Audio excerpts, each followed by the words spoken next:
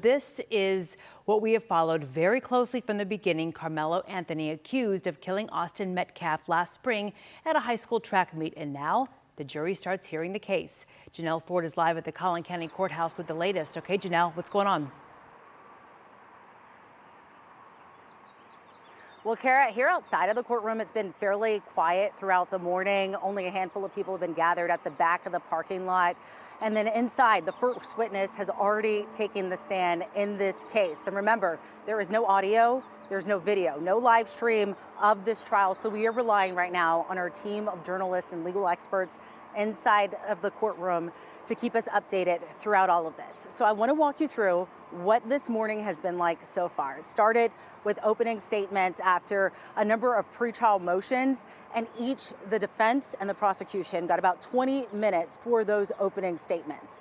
It started with the prosecution, who called this a, quote, unjustified, provoked murder, and told jurors Anthony plunged a knife into Austin Metcalf's heart and ran away.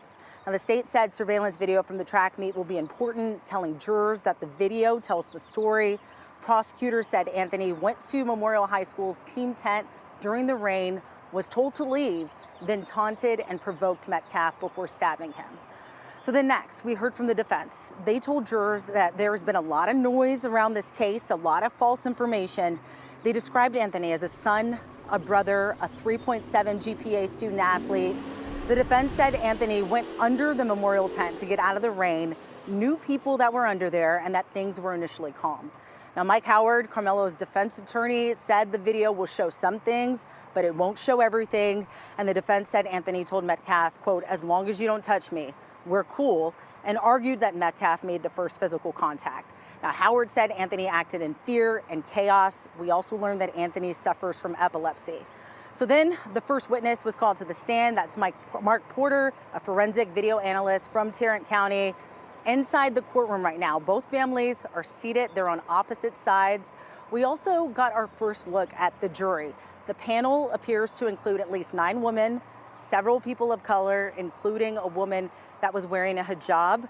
And then remember, there were questions about demographics of this jury panel yesterday.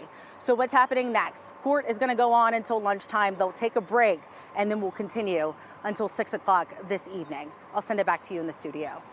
Thank you for the insight and the update, Janelle. From start to finish, we are bringing you complete coverage of what's happening inside the courtroom. Make sure to watch after the trial on WFAA+. Our team is breaking down the latest developments of each day in court. That's at 8 p.m. tonight.